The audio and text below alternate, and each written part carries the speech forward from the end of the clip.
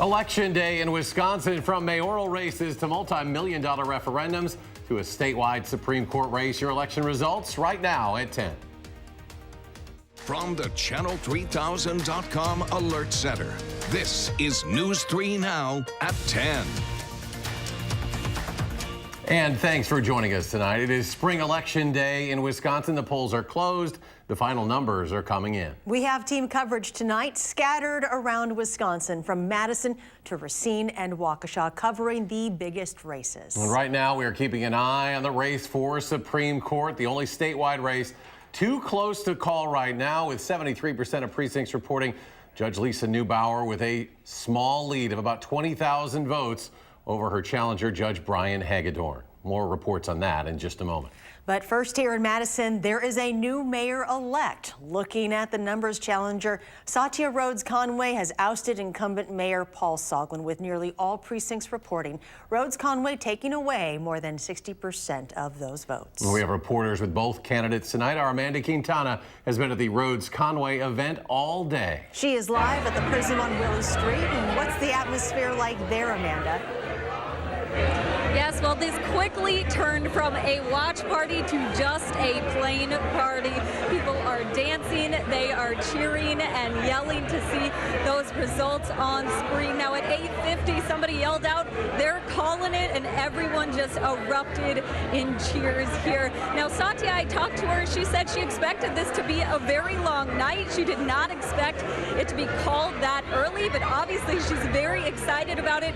She will be the first openly gay mayor of Madison, and she says although that's not that important to her, she knows that it's very important to the LGBTQ community. She wants young people to see themselves in this position in the future. She took the stage, thanked her family, her supporters, and Mayor Soglin for a well-fought race that stuck to the issues. Well, I'm actually really excited. I talked to Mayor Soglin just a few minutes ago, and he invited me to a meeting tomorrow morning. He wants to get the transition underway like immediately, and so I'm really looking forward to working with him to have a smooth transition for the city, and then we're going to just keep getting to work on the things that are important to the city of Madison. As for tonight, it is a celebration. Now, when I saw her today, she has a Wonder Woman pin on her chest. When she came in here, she was welcomed with "Girl on Fire" by Alicia Keys. People are really, really celebrating her tonight, and they're excited for the change that is coming to Madison. Amanda Quintana reporting at the Rhodes Conway event on Willie Street. Amanda, thank you. On the other side, Keely Arthur is live at Paul Soglin's event. They're at the Brink Lounge on East Washington Avenue. Keely?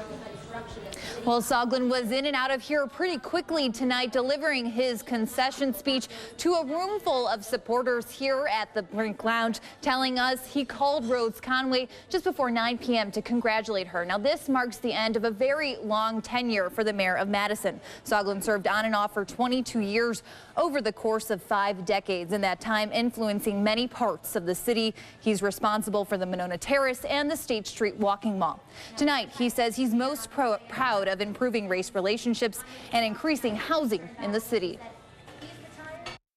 I take some comfort that I receive good, solid support in the African American community and the Latino community in this election, and I hope that that support will transfer to the new city council and the new mayor, and that we will continue making the kinds of progress we have over the last 8 years.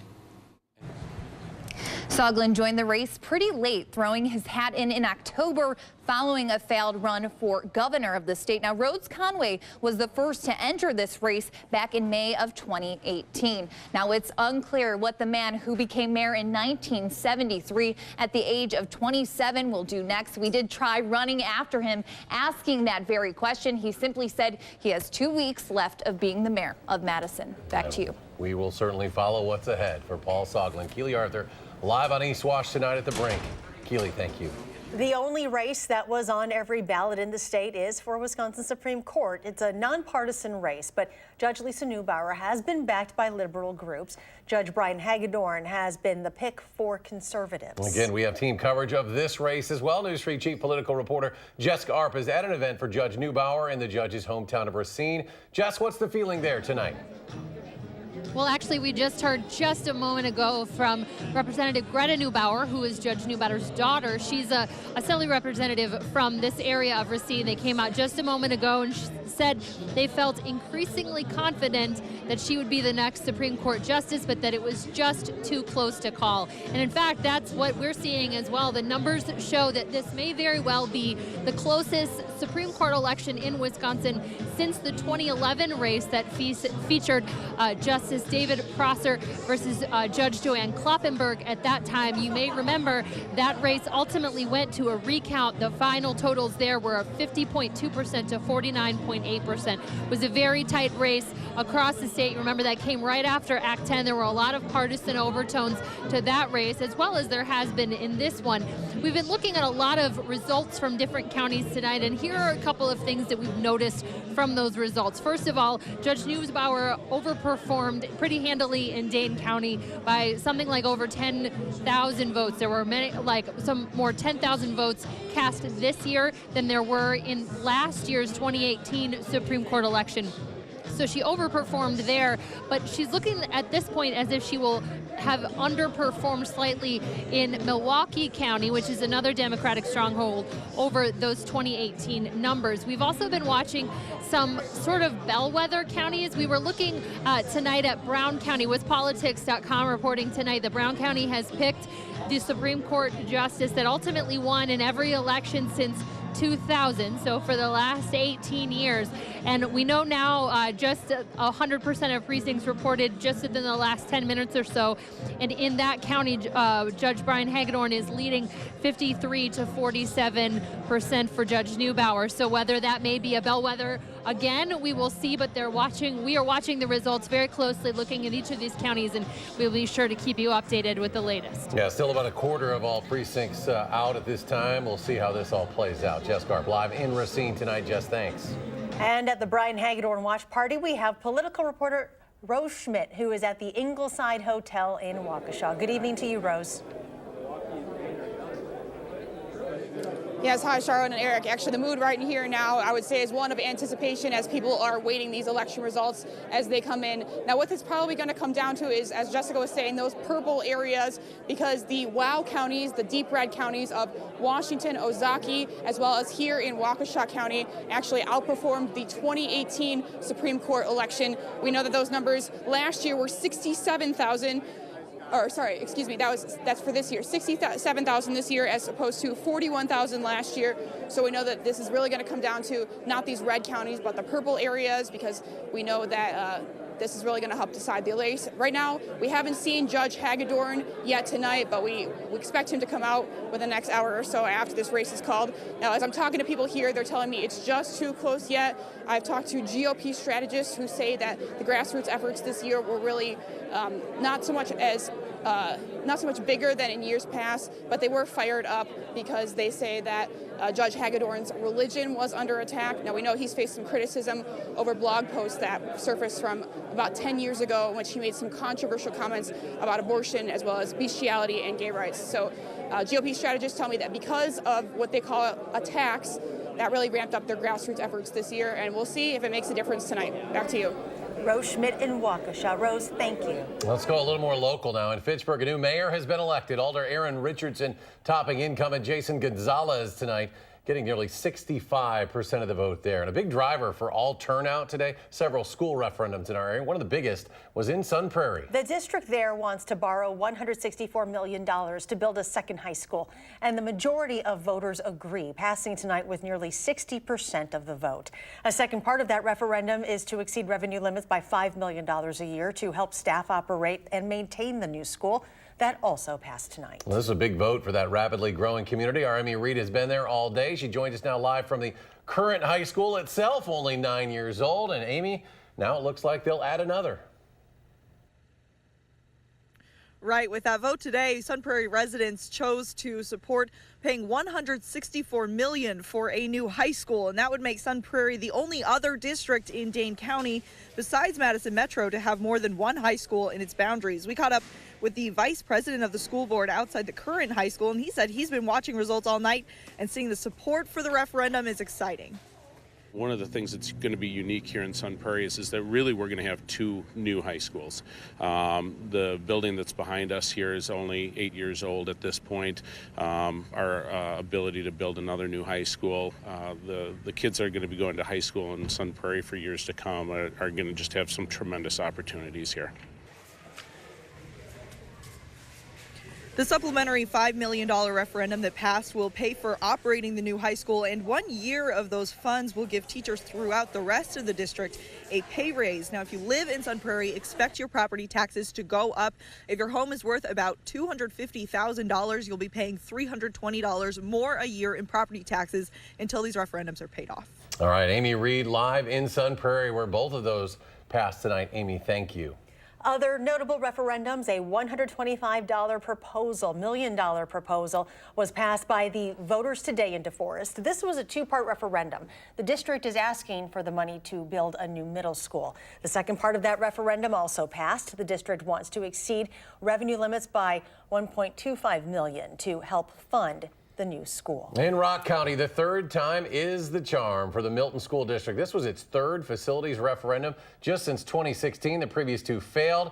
This one passes by almost exactly 400 votes. $60 million to replace a pool and build additions to most of the schools there to address class sizes. In Clinton, a no vote on a referendum asking to borrow $42 million for a new K-6 building and to renovate the current high school. There are 3 Madison School Board seats up for grabs tonight. For seat 3, Christiana Carusi defeats Kaleem Kerr with 52% of the vote. Seat 4, a runaway win for Ali Muldrow, easily defeating Dave Blaska with about 70% of the vote. And the 5th seat, this was the only seat with an incumbent seeking re-election, TJ Mertz, and he was defeated by Ananda Murilli, who took about 58% of the vote. Still a few precincts out there. Now, there are dozens of other races that we haven't touched on. Those results are on our website, channel3000.com. They'll also be scrolling on the bottom of the screen, and we will be right back. Stay with us.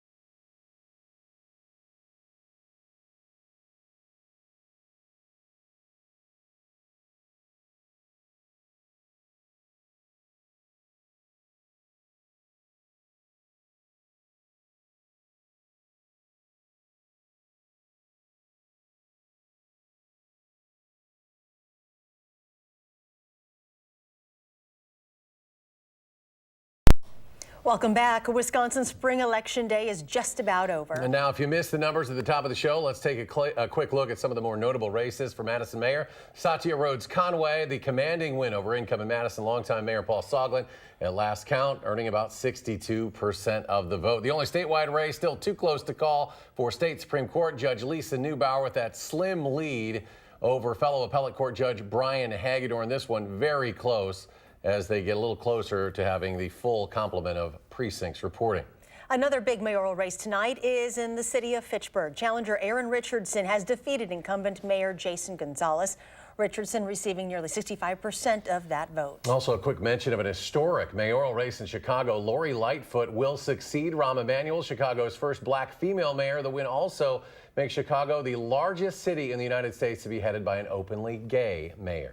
In non-election news today, leaders in Janesville are working to clean up a portion of the Rock River. They say contaminants were discovered during the river's restoration project and likely came from General Motors and other businesses along the waterfront. Public Works Director Paul Woodard says many of these industries were part of Janesville's history.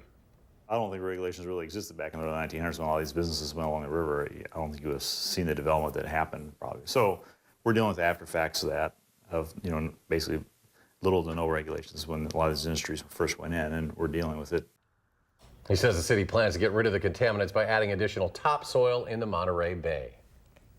Meteorologist Dave Caulfield is here now with a look at our forecast. A little bit of everything on this Tuesday. We started off with some rain showers, some snowflakes mixing in. I saw a couple this morning. Then the sunshine came out in the afternoon, and we're back to some raindrops right now in spots. On Doppler track, a weak cold front coming through the area as we speak, and that's sparking a few showers across portions of Fond du Lac into Dodge County. Also maybe a few raindrops across portions of Dane County. We could see the overall radar picture, nothing too impressive. We have some snow showers up closer to Rhinelander, and we'll have plenty of chances for some additional April shower activity as we head into the next couple of days. Now, since we've already received a trace of snow in Madison this April, I thought it would be best to go over some April snowfall numbers. The most we've ever received in Madison in April, about 17.5 inches back in 1973. If you remember last year, and it's tough to forget, that was the second snowiest April on record with about 13.5 inches.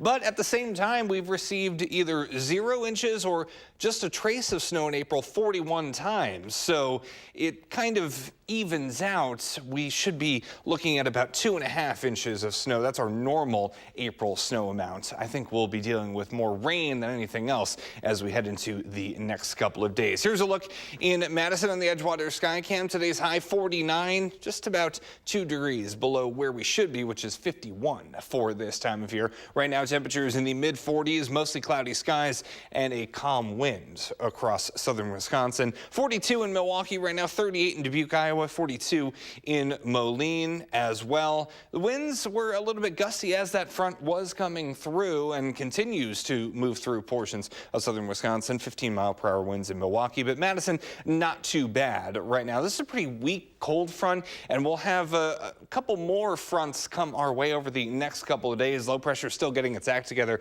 over the Rocky Mountains, and really that front that will get here later tomorrow will stall out and provide us with some opportunities for rain showers late on Wednesday into Thursday before partly sunny skies return for Friday and Saturday. Here's a look at what's going on across much of the upper Midwest. High pressure still well off to our south and west, kind of sandwiched in between those two fronts, and will be breezy for the next couple of hours before we'll get some sunshine back with us to start our Wednesday. Becoming mostly clear, a little colder overnight with temperatures in the low 30s. Then as we head into tomorrow, we'll go double nickels on our temperature scale. 55 degrees, mostly sunny to start, and then mostly cloudy skies will come into play by the time we get to the late afternoon and early evening hours, as we get our next chance of showers to move in during the evening hours of Wednesday. You could see kind of that front stalling just to the south of Madison, so I think the rain totals will be a little bit higher closer to the state line, but still we'll need to have the umbrella with us late on Wednesday and for much of the day on Thursday. And there's an outside chance of a few more snowflakes mixing in at times, especially north of Madison. Generally looking at about 1/10 to 1/4 of an inch of rain by later on Thursday, but some spots closer to the state line, depending on where exactly that front sets up, could get a little bit more than that. So we'll be on the lookout for some slightly heavier rain totals closer to spots like Janesville. So your 10-day forecast showing those temperatures in the mid to upper 60s for the weekend. We get the sunshine back, at least some sunshine for Friday and Saturday before a chance of showers, and even a few thunderstorms comes our way with highs close to 70 on Sunday. I'm liking that close to 70 business. Yes. Bring more. It's going to feel good. Thank you. Thanks, Dave. Did we get our first look at the future of Badger football today at spring practice? We'll have the story coming up in sports.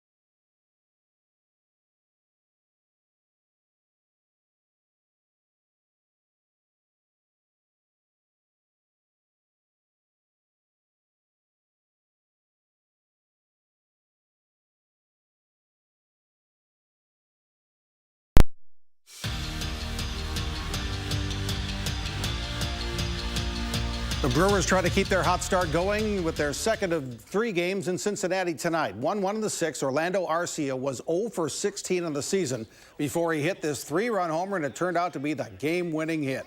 Josh Hader never goes 2 days in a row, but he does tonight. 1 inning, 2 strikeouts, his 4th save of the season already. Final score, Brewers 4, Reds 3. Tomorrow, first pitch at 11:35 a.m. Today, we got our first look at Badger football spring practice and new hotshot quarterback Graham Mertz. Word is when Mertz got to Madison this winter, he walked on water. But don't forget, the lake was frozen at the time. For having never played a snap at Wisconsin, there's a lot of buzz around Mertz, who threw 51 touchdown passes in his senior year of high school in Kansas last year. Mertz is an early enrollee this spring, which should give him great experience as he makes a run at being the Badgers starter. You know, it's been great having Graham here, and you know, obviously was impressed with him. You know, the more you get to know him, the more you like him, and you're impressed with him. You know how he handles everything. And you're right. You know, practice-wise for press him, but he's approaching it the right way. He's eager to learn, and you know that's really good for a young guy coming in. He's eager to learn, always asking questions. So that's gonna be real important, and that's what the spring is for. The spring is to ask questions, to get better. Keep an eye on this one. Seahawks quarterback Russell Wilson has reportedly given a deadline of April 15th to get a new contract. Wilson will make $17 million in the last year of his deal this year, but now he's the 12th highest paid quarterback in the NFL. It's believed the contract talks haven't progressed all that well so far. If you were a fan of that American Alliance of American Football, well, today the AAF suspended its league operations. Its future is very much in doubt. A guy named Tom Dundon had made a commitment of $250 million to the league, but he's kicked in only $70 million. So today the Orlando Apollos players cleaned out their lockers and walked away not knowing what's next. Here's their old ball coach, Orlando's Steve Spurrier. We're led to believe that the Alliance was well funded and that we would be able to go through the season. And actually, we thought we could go through 2 or 3 years. But obviously, a lot of stuff's happened beyond our control. Ethan Happ is an All-American again. Today, Happ is named second-team All-American by the Associated Press. This season, Happ led Wisconsin to a 23-11 record, averaging 17.3 points, 7.8 rebounds, 4.5 assists a game. Happ was also named first-team All-Big Ten this season. He's only the 4th player in Big Ten history to have 2,000 points and 1,000 rebounds in his career. Marquette's Marcus Howard also named second-team All-American. He averaged 25 points a game, helping Marquette to second place in the Big East and a 5th seed in the NCAA tournament. It's the first time 2 players from the state of Wisconsin were named second-team All-Americans in the same season. And former Badger Khalil Iverson will compete in the college slam dunk contest at the Final Four this week in Minneapolis. The Final Four games are at US Bank Stadium, but the slam dunk event will be at Target Center. You can watch the college slam dunk competition with Khalil Iverson Thursday night, 8 o'clock, ESPN. We'll be right back.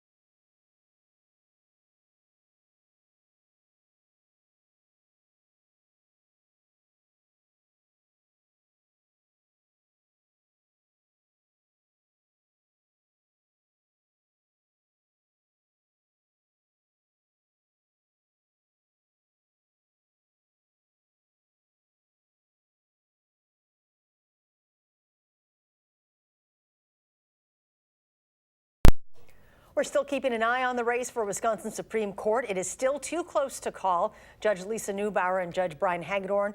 We will cut into programming when a winner is indeed called. Still about 12% of the vote out at this time. Let's go, Dave Caulfield. Final check of the forecast. Temperatures will fall into the low 30s tonight and to start Wednesday. I think we'll see some sunshine for most of Wednesday, but then the clouds increasing in advance for our next chance of showers late Wednesday into Thursday.